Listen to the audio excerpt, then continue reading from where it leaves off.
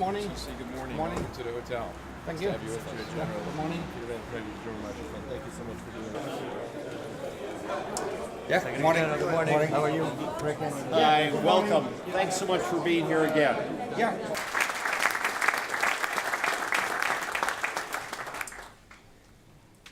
Dear Craig, Excellencies, ladies and gentlemen, I'm going to move on towards the exit.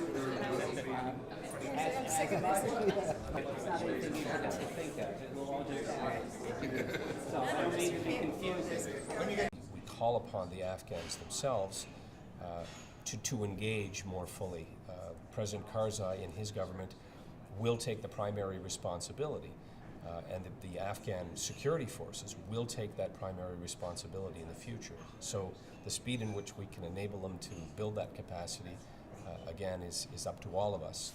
And I think you are seeing a greater emphasis now from all contributing nations and perhaps new ones as well. We have non-NATO countries that are making significant contributions, such as New Zealand, certainly Australia.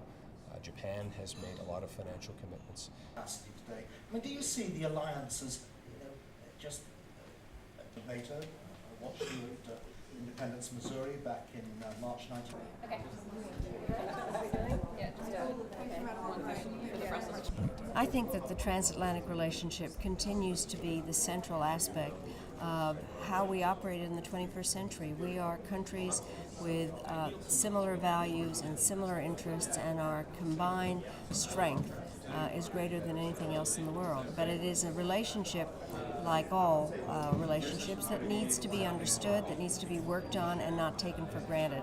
So I think it is an absolutely essential one that we all have to be dedicated to in every way to keep renewing the transatlantic bond.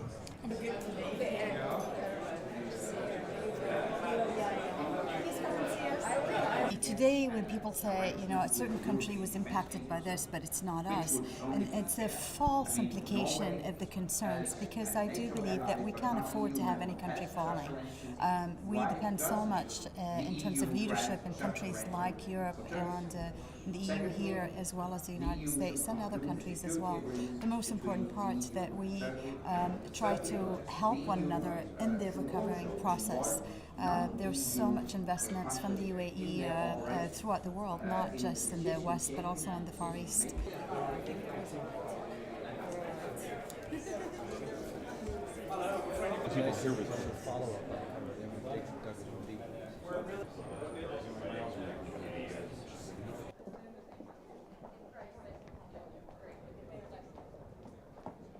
and together when times are tough.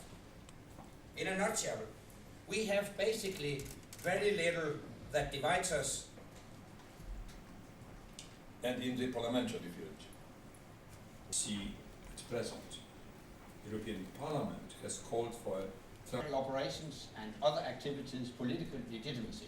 So for these three reasons, NATO